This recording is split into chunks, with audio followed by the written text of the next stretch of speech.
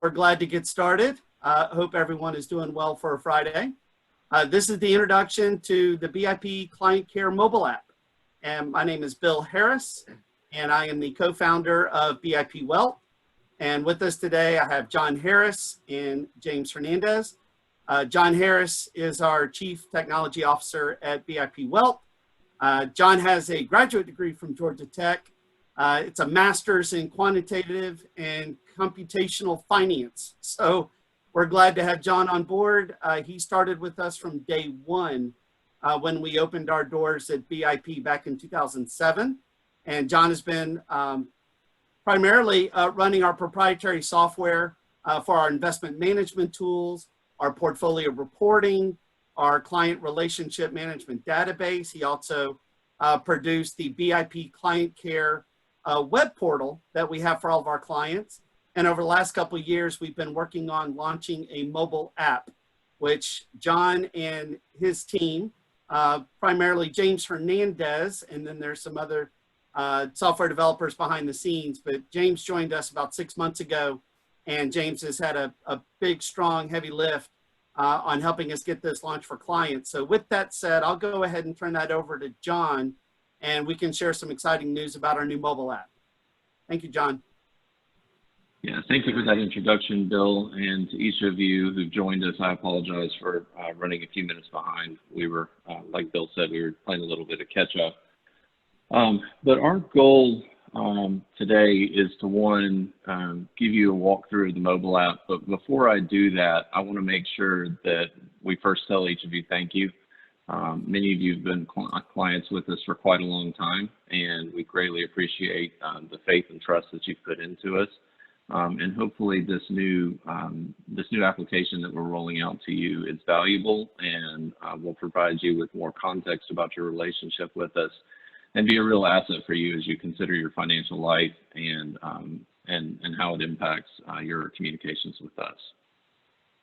So we're going to take a few minutes and walk through the mobile app. My goal is to identify the areas that you may or may not have noticed that are available to you.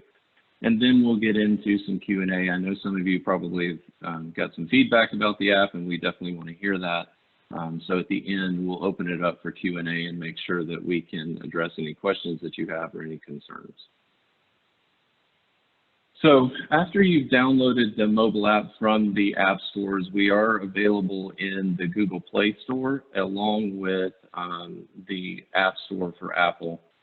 If you search for ClientCare in those app stores, you will find our app. And then you will need to install it. Once it's installed, then you will be prompted to enter your username and password. This will be the same username and password that you use to get into ClientCare, the web application. One thing that you will notice that is on the login, you will have the option to turn on Face ID and Touch ID. This can be very valuable in the sense that you don't have to remember your username and password anymore. Instead, you can just show your phone your face or be able to touch on the little icon down or the little button down at the bottom, and it will get you logged in. If you choose to enter your username and password each time, you will be prompted to enter a two-factor authentication. So we'll send you a code, a two-factor code, similar to how you've been experiencing in the web app. And one of the things that we like about this is, one, we get dual verification of who you are. If you use Face ID, Touch ID, we get that similar type of authentication by the phone recognizing who you are as well. But whenever you get to this page, our systems will send you a text. If on a lot of devices, you will be able to touch on the area where you input the 6-digit code. And down on your keyboard, it will pop up and allow you to just touch a button that will populate this for you. Otherwise, you'll just need to type in those 6 digits. Once you've done that, you can click Verify, and then you get into the mobile app. Now, you'll notice throughout the presentation that I've got a couple of boxes here and in various locations throughout the app. Our goal is to not give away any client information. So for the individuals that we're looking at, we just don't want to display names and things like that. So to get started, we want to get you accustomed to the navigation a little bit. So across the top, you will see that we've got swipeable cards. There are a few of them. You can see right now we've got 4, but you can swipe through those and see some of the key information that you'll see throughout the rest of the app. We're pretty excited about the ability to input videos so that you can take a look. And this current video that we've got up here at the top will show you an introduction to the mobile app, and it will walk you through some of the key features that I'm going to walk you through today. But in other times, we may put in ERIC's QMRs or AMRs. We may include information about private investments. So keep a lookout up at the top for various videos that we might be posting. Those are intended to save you some time and hopefully be relatively short, but get you a lot of good information about what's going on at BIP and things that we think are important for you to know about. So that was the cards. You'll see various cards. Those will change through time. We'll add more and we'll remove some, but just pay attention to those as you get in. Below that is the navigation. So our goal in this app is 1, to get you the information that you want to see as quickly as we can, and then 2, give you a little bit of a preview of any of the items that you need to drill in on before you have to drill in. So if you want to know what investments is about, we want you to know what your asset value is. If you want to know about your goals, we want to first tell you that your goals, all your goals are on track or off track. And if they're off track, then we'll let you know ahead of time so that you can drill in and see which one of your goals are off track. If we've got a new event or new private investment opportunity, we'll let you know ahead of time while you're on this dashboard. You aren't going to have to drill in. That's one thing that none of us like to do, is to spend time digging through each of the details to try and figure out if anything has changed. We want to show you right at the top, here are the things that have changed. So the other part of the navigation is the menu, which is up here at the top right. You can touch on that, and that is almost exactly the same as this menu structure down below. The only additional option that this has is the ability to log out. Lastly, we've got call and message. So the call, if you touch on this button, it will bring up your service team, both the team that serves you at BIP Wealth, as well as some of the external advisors that we have in our system that may be supporting you in your financial affairs. And then lastly, we've got messages on here, and those will be push notifications. There'll be key information about your account that should be relatively personalized for you. We don't want to bombard you with tons and tons of messages so that you're overwhelmed and see 50, 60, 70 different messages down here. We'll try and keep those short, but pertinent to the things that you want to see. So I'm going to walk through each of the different menus and talk to you about the features that are embedded inside of those, starting with the investments. As you've been accustomed to seeing on BIP ClientCare, we've got the market breakdown up here at the top, and it will break it out into your various asset classes. And then we've added a table down here as well to include the market value of those assets.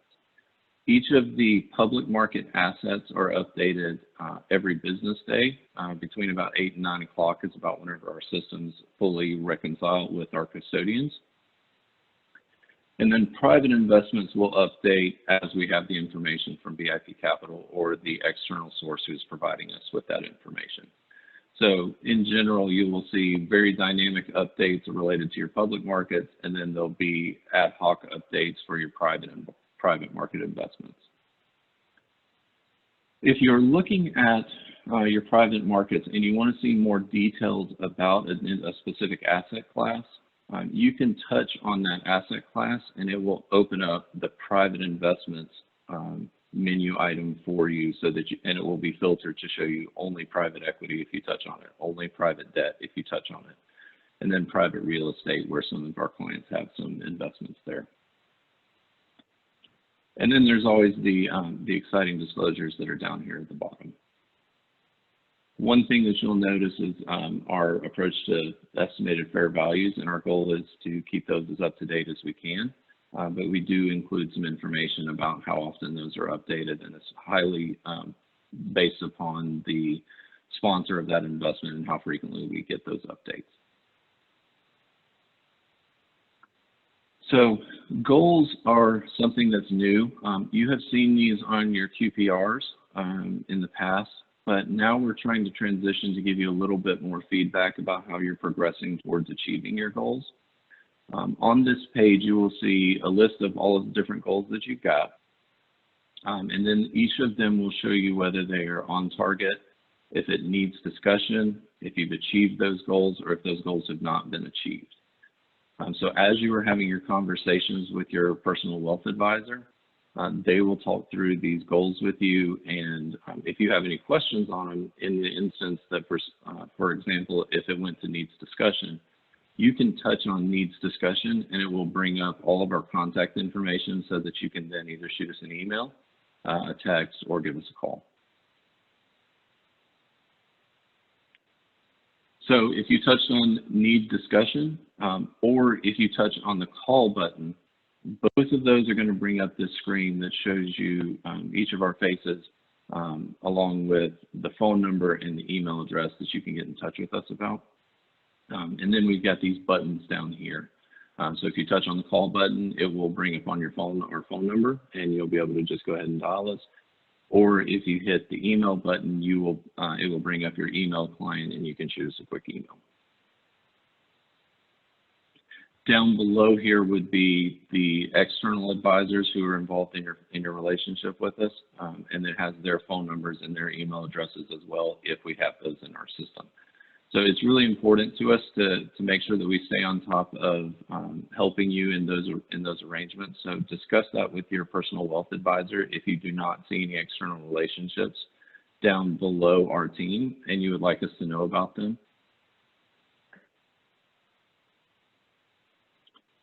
So on the events menu, I went and pulled this in from yesterday. You can see that if you touched on events, then it will show you a listing of upcoming events. We will try our best to keep this up to date with everything that we've got going on at the company. For instance, these webinars, you will be able to RSVP to them by touching on the RSVP button. And then after you've RSVP'd, you can go ahead and add it to your phone's calendar just by touching on Add to Calendar. It will pop up your calendar client. You can touch Save, and then it's going to be on your client or on your phone, so you don't have to remember that. And your phone can be a reminder source for you instead. Important news. So in ClientCare, we display news about our private investments for those of you who have private investment with us. We also want to give you a consolidated source for various news topics based on what we're publishing on our public site as well as what we're publishing on our privates related to our private investments. We will continue to expand this area to look at areas like tax planning, estate planning, so on and so forth. But for now, we've broken this out into two distinct categories. One is BIP Wealth News. If you click on the top up here, you'll see this that's hidden behind the drop down a little bit. There's a drop down that you can touch, and it will show all news, and then you can filter to show BIP Wealth News, which would be a lot of the information that we're publishing on the public site. Or you can come down and touch on private investment news, and this will show you private investment news related to your private investments. So if you have an investment in a particular entity and we issue updates or BIP Capital issues updates about these investments, you can come here, filter for the private investment news, and be able to touch on it and learn more about it. We're also going to be implementing, some of you have already seen our push notifications. We will try not to send those out in the middle of the night or anything fun like that. But instead, as soon as we get information and we publish it into the site, we'll be making our best efforts to send you a push notification that something new has been published, and then allow you to quickly navigate over to this screen. If it's related to one of your private investments, you'll be able to navigate and get to that information quickly. For each of the news articles, you can touch on Read More, and Read More will bring up a full detail of what we've presented, and it will allow you to read through all of the details, along with any attachments that may be included. For the most part, our public site is not going to have a whole lot of attachments, but with those private investment news that many of you are accustomed to seeing on the web app, those will typically have an attachment, and you'll be able to touch on that PDF and view it inside of the mobile app. So navigating down to private investments, now there's two ways to get to this.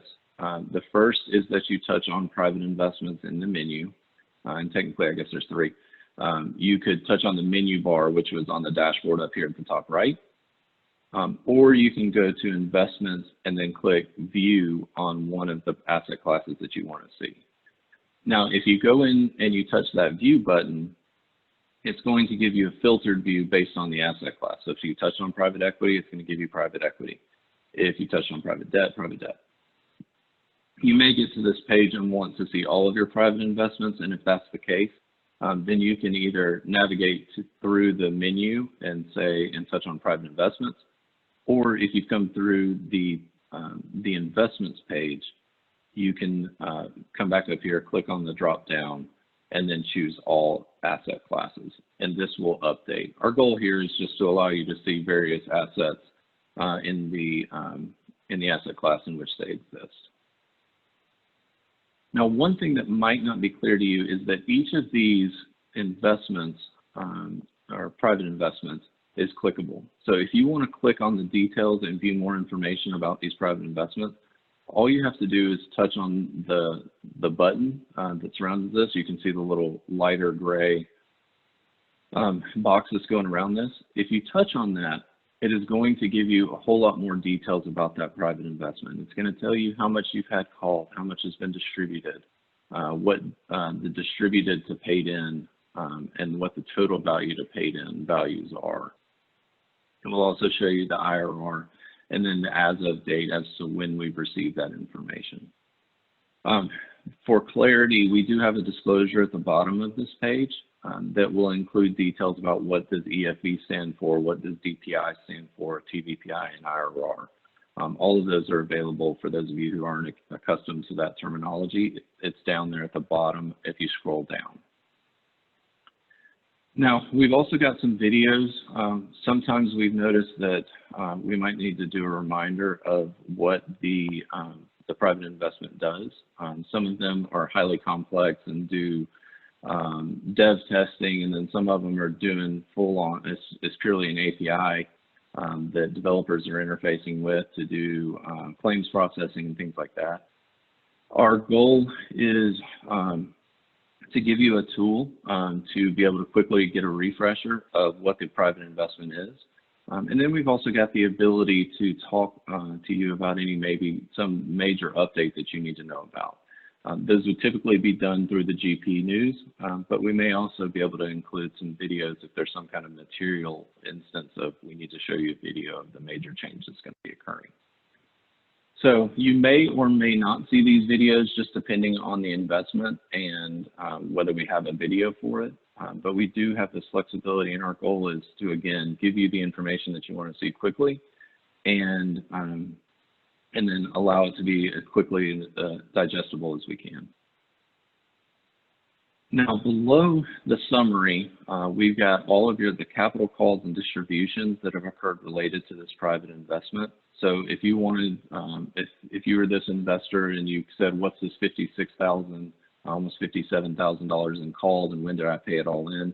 All of those details are going to be available to you if you scroll down in the app. And then the same thing for distributed. That's down below as you scroll down the page.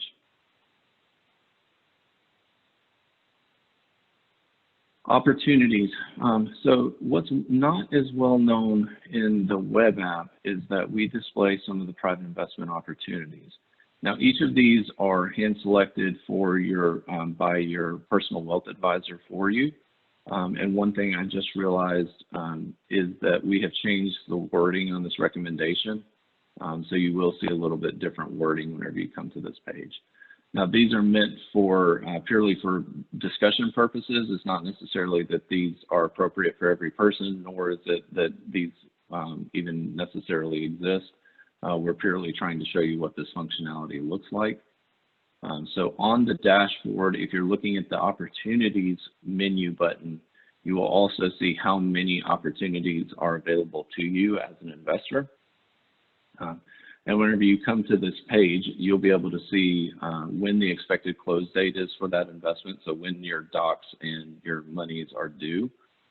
You'll be able to see your commitment amount once you and your PWA have discussed those details. You'll see a recommendation, and then we'll give you a quick summary of what these investments are, and try and give you some details about when the note matures or what the interest rate is paying on in those debt vehicles in public markets, or I'm sorry, in the equity investments. You may see some more details more geared to what the investment does. So if you come to this page and you see an investment here, you can touch on it and it's going to take you to the center diagram that I've shown. If you're interested in learning more after reading through these details, and perhaps there'll be a video up here at the top, you can touch on yes or no. In the instance that you are interested, you touch on yes. Your screen is going to immediately change and you're going to see what the status is of the process in which we go through in order to get you into this investment. So you'll be able to see here's when the close date is, here's how much we've committed, here's a summary of the investment, and then it's going to walk you through each of the different steps. Now, you don't have to do anything in the mobile app for this. You and your personal wealth advisor will be working through this outside of the mobile app, but we do want to give you feedback on, for instance, whenever we receive your docs or whenever your money has been received. These will be updated as often as we have the information provided to us. So keep an eye on this as you're working through private investments or getting into a private investment opportunity. We have your historical QPRs available to you. So in the QPR section of the menu, you'll be able to touch on that and then view all of your historical QPRs. You can touch on any of these and it will render that PDF for you. And you will be able to view the details of that QPR. John, in the future, we'll be having it. Can you define what you mean by QPR?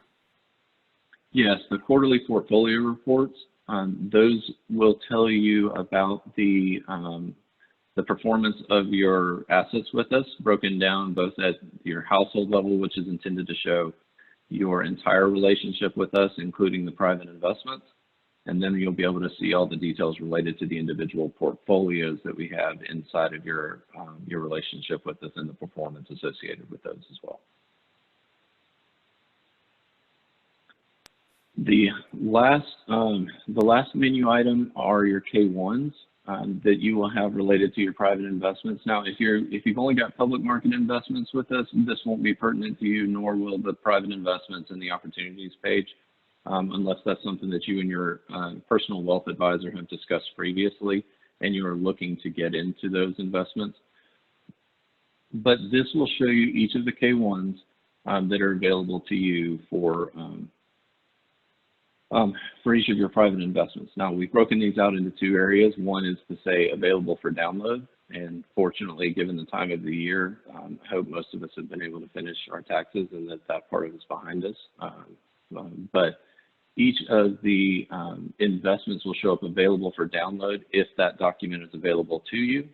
If it is not available yet, we've got another section that's not showing up for this particular investor that says it is not available yet. So we will do our best to break out exactly what's available, when it's available, and then also use those push notifications to let you know alongside the emails that we've been sending out to let you know that various entities have had their private investments K1s uploaded. These will be broken out at the account. So these bars that I have showing here are going to show your account name so that you can see if it's your Roth that's holding this, or if it's your IRA, or if you're just holding them outright. You will be able to see the account name there and have more details about that.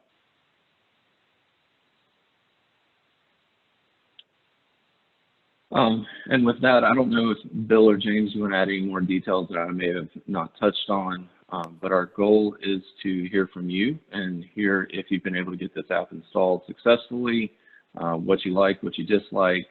We want to know how you feel about it and solicit your feedback. So I'll pause for just a second and let Bill and James add any color that they'd like to add. James, I'll let you go first. Do you have any other comments or questions that you want to make sure we focus on before we turn it over to the Q&A with the clients? No, I think that was a great overview of the current functionality as well as a few hints at some of the things that we have planned. So we definitely have a lot of exciting things in the hopper as it relates to updates to this particular application. But we're mostly really just excited to hear, how well it works for you and start getting your feedback as early as possible so we can incorporate that into our planning. Great. Thank you, James. And good job, John, walking through the presentation. We already have a couple of questions that have come in from some of the attendees. Just as a reminder, at the bottom of the screen, there is a Q&A button, an icon that you can click and type in your question. And so the first question comes from Ron. First question, can you touch on the roadmap with timeframes on an upcoming basis? I'm most interested in the ability to link external investments and accounts to have a one-stop picture of all my investments. John? That's a really good question, Ron. And that is something that from the very start of this was one of the things that we're looking to quickly get into the mobile app. At this time, we don't have a very specific time range of when that's going to be done. We do have a few more enhancements that we want to do, both to our internal systems to help feed this in support of that effort. And then we will migrate to showing that into the mobile app. I anticipate inside, and so don't take this as gospel. I know this is being recorded, so y'all can all use this against me and probably find my email if you need to. But I anticipate that it'll probably be within the year, a year from now, that we would be able to have that in. But that is a very, very loose estimate based on what we see as needs from all of you in incorporating that feature. John, as a follow-up question to that, when do you plan on the technology roadmap to be updating and making enhancements to this app?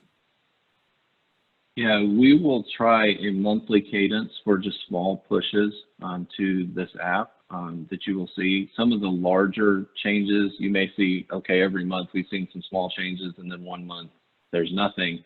If you do see that, then it's likely we're looking for something big.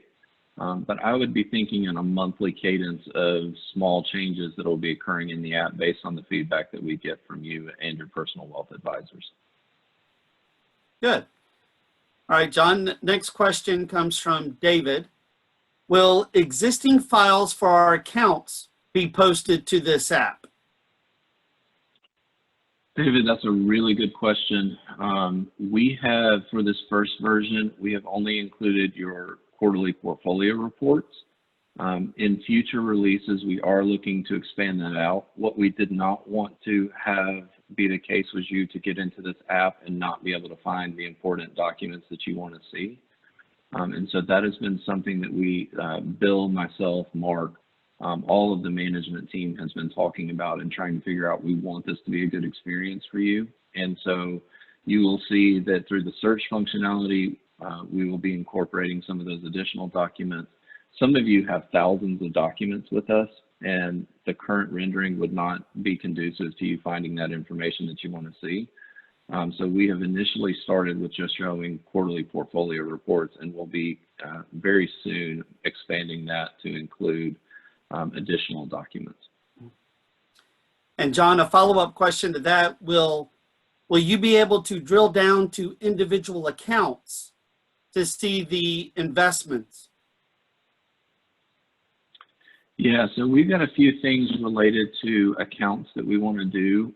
One thing that Bill and I were talking about earlier this week was how do we get you the information you want to see specific to the accounts? And I think that that has to be understood in the context of a portfolio because all of your portfolios, all of your accounts inside of portfolios are built up to accomplish a specific goal.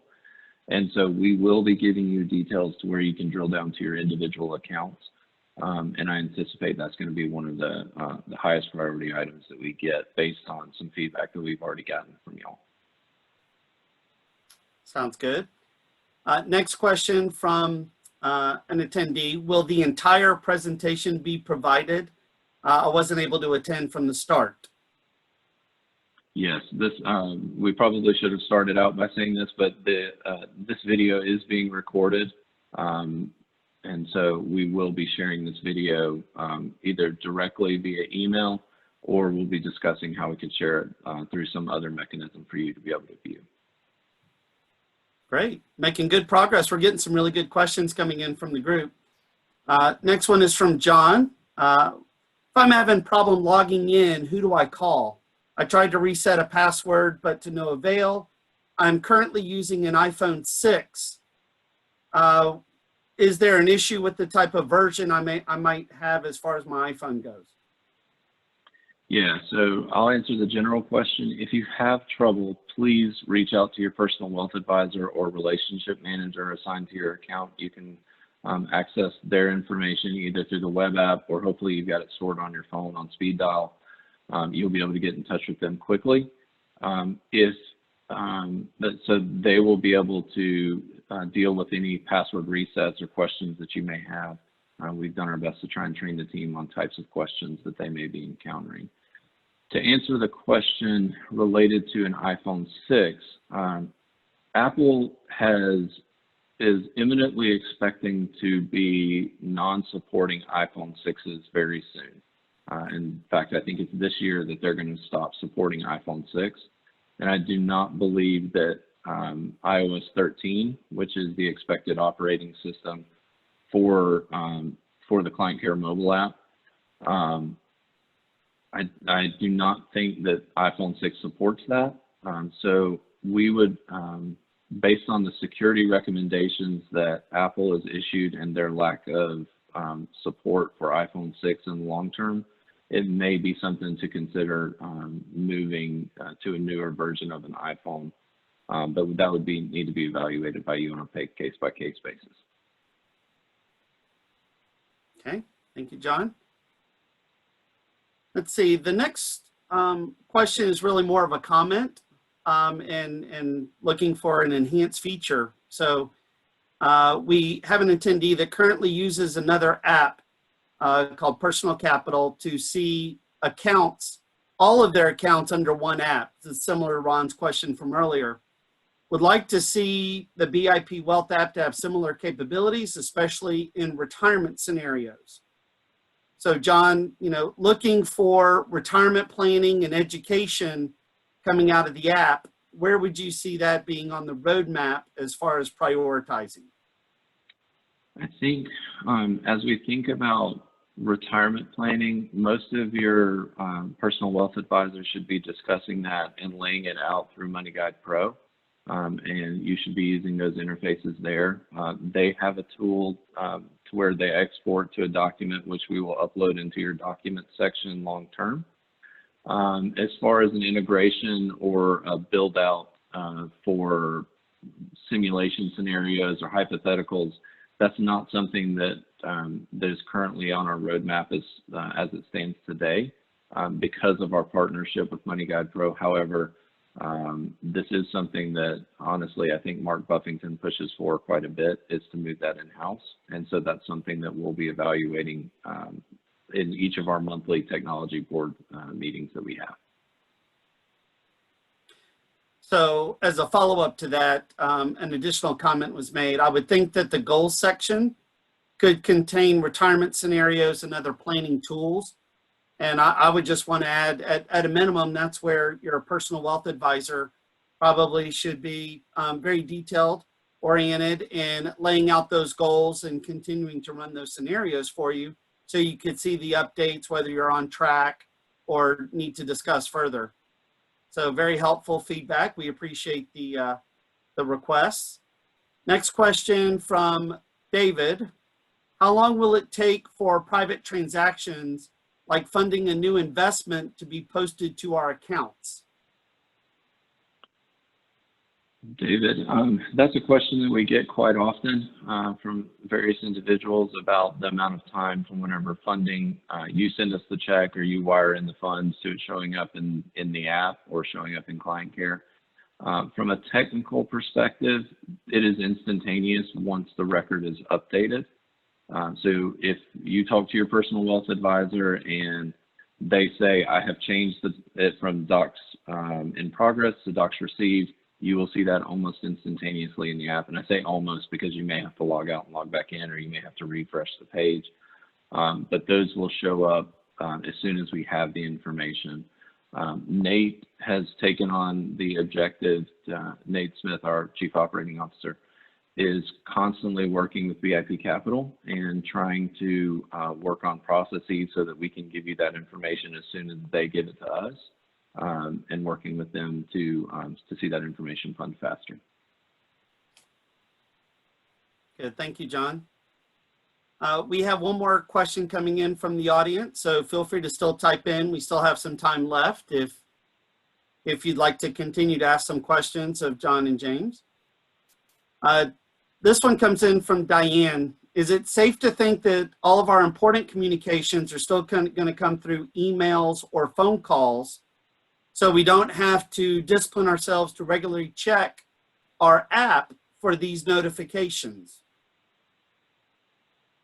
Yeah, our strategy, at least as I think about it, is not to remove either one of those mechanisms from your financial life. It's not our goal to become some type of robo-advisor that you are interacting with a computer instead of a human. That is absolutely not our objective. Our objective is to ensure delivery of important information to you. So our strategy specifically is to provide you with multiple different avenues to which we provide you that information. So you will be getting emails, you will be getting phone calls, and you will be getting notifications. All of these avenues are intended to ensure the delivery of that information, not to supersede one or the other. Good. Thank you, John. I have one more question. Do I need to log out each time I go into the app, and go through the menu items and hit log out every single time I go in? That is a very tough question, to be honest with you. For the most part, on my phone, I do not log out. Every time I go into the mobile app to look at my stuff, I do not expect that most individuals will.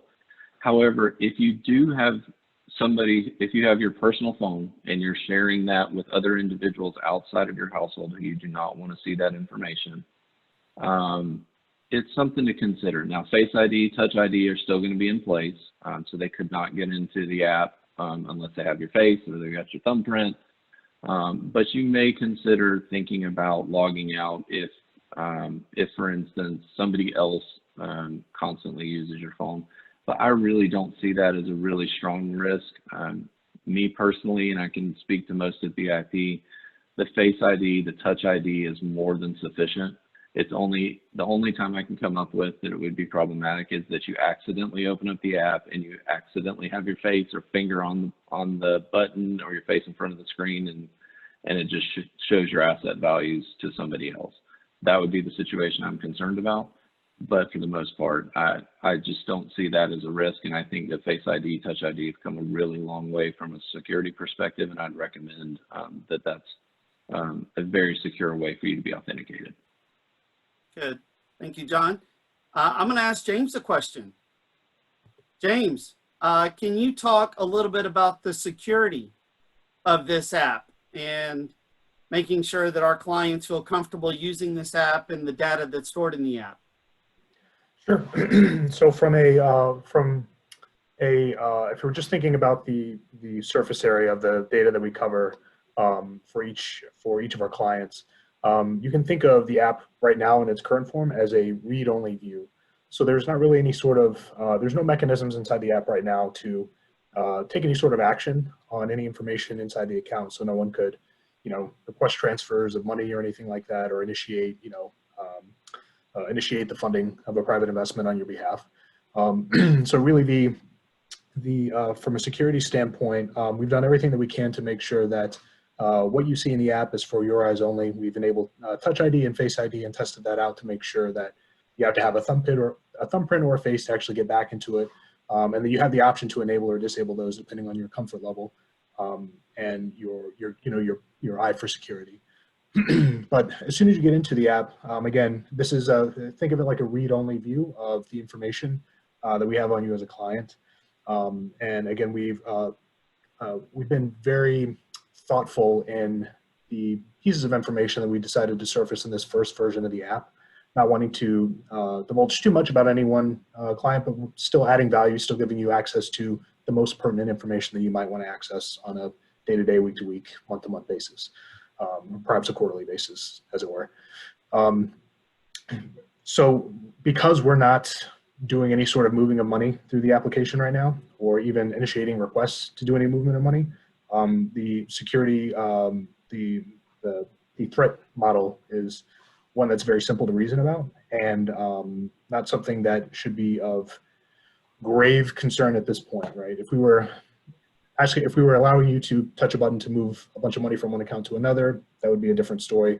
But we would also be providing you with absolute world-class, encryption, security measures to verify and double and triple verify that you are who you say you are.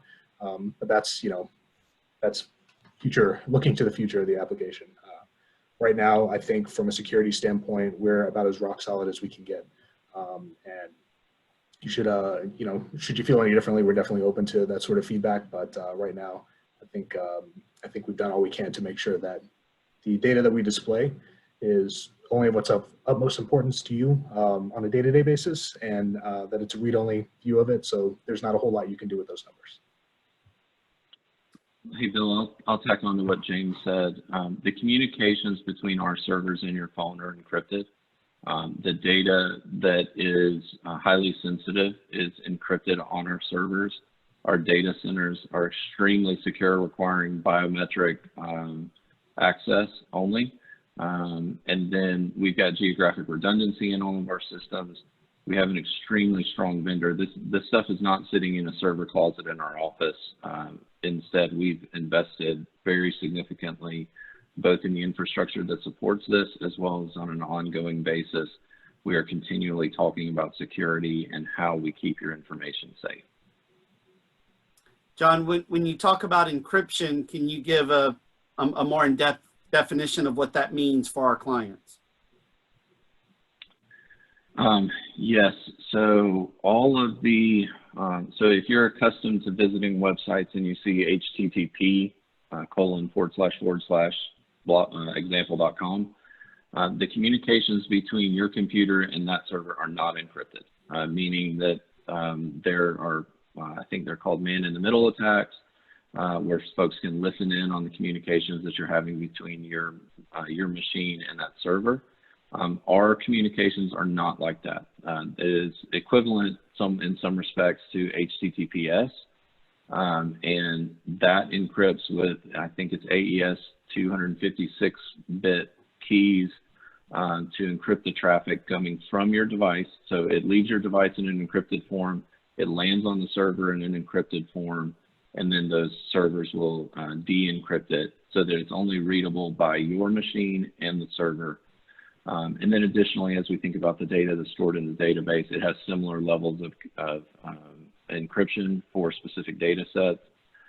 It will encrypt that data so that only the application knows how to access the database.